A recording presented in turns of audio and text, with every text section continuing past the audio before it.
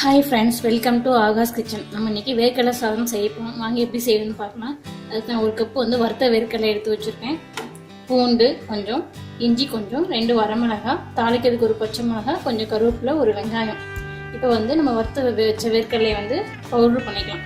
அது ஒரு மிக்ஸி ஜாரில் போட்டு கூடவே இஞ்சி, பூண்டு, வரமிளகாயை ஆட் பண்ணி நல்லா பவுடர் பண்ணி நம்ம இப்போ வேர்க்கடலை சாதம் செய்ய போகிறோம். இப்போ நம்ம பவுடர் பண்ணிக்கலாம். இப்போ நம்ம பவுடர் பண்ணியாச்சு. வறுத்த வேர்க்கடலை, இஞ்சி, பூண்டு, வரமிளகாயை போட்டு இந்த மாதிரி நல்லா பவுடர் பண்ணி வச்சுக்கோங்க. இப்போ ஒரு வெங்காயம், சின்ன வெங்காயம் எடுத்துக்கணும், அதை கட் பண்ணி வச்சுக்கோங்க. பச்சை மிளகாய் இந்த மாதிரி கட் பண்ணிக்கோங்க. இப்போ வாங்க எப்படி தாளிக்கிறதுன்னு பார்க்கலாம். அடுப்பில் ஃபேன் வச்சு ஹீட் பண்ணிக்கோங்க. இப்போ ஹீட் ஆகிடுச்சு. நம்ம ஆயில் ஊற்றிக்கலாம்.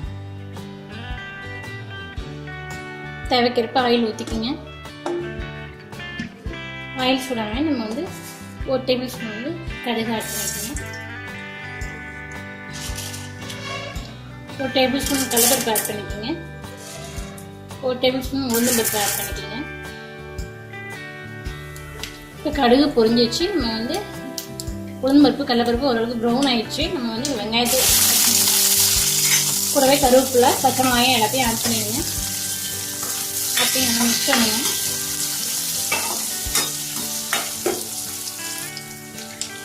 வெங்காயத்தை நல்லா ஃப்ரை பண்ணுங்க. இப்போ 1/4 டேபிள் ஸ்பூன் மஞ்சள் ஆட் பண்ணிக்கோங்க. உப்பு தேவைக்கேற்ப ஆட் பண்ணிங்கன்னா, 1 கப்பு சாதத்துக்கு நான் 1/2 டேபிள் ஸ்பூன் சால்ட் ஆட் பண்ணுறேன். நீங்கள் தேவைக்கேற்ப ஆட் பண்ணிக்கோங்க. இது நல்லா ஃப்ரை பண்ணிக்கோங்க. இப்போ பாருங்கள், ஆனியன் ஓரளவுக்கு நல்லா ஃப்ரை ஆகிடுச்சு. நம்ம இப்போ பவுடர் பண்ணி வச்சு வேர்க்கடலையே இதில் ஆட் பண்ணிக்கலாம். எல்லாத்தையும் வேர்க்கடலையெல்லாம் ஆட் பண்ணிடுங்க. ஆட் பண்ணி நல்லா மிக்ஸ் பண்ணி விடுங்க. வேர்க்கடலை நல்லா மிக்ஸ் ஆகட்டும். இப்போ பாருங்கள், ஓரளவுக்கு நல்லா வேர்க்கடலை ஃப்ரை ஆகிடுச்சு. நம்ம இப்போ 1 டேபிள் ஸ்பூன் நெய் ஆட் பண்ணலாம். நெய் எதுக்கான குழந்தைங்க நல்லா விரும்பி சாப்பிடுவாங்க. நான் 1 டேபிள் ஸ்பூன் நெய் ஆட் பண்ணுறேன். பாருங்கள், ஓரளவுக்கு எல்லாமே நல்லா மிக்ஸ் ஆகிடுச்சு. இது நல்லா ஃப்ரை பண்ணிக்கோங்க. நெய் போட்டு நல்லா டேஸ்ட் ஸ்மெல் நல்லா வருது. இப்போ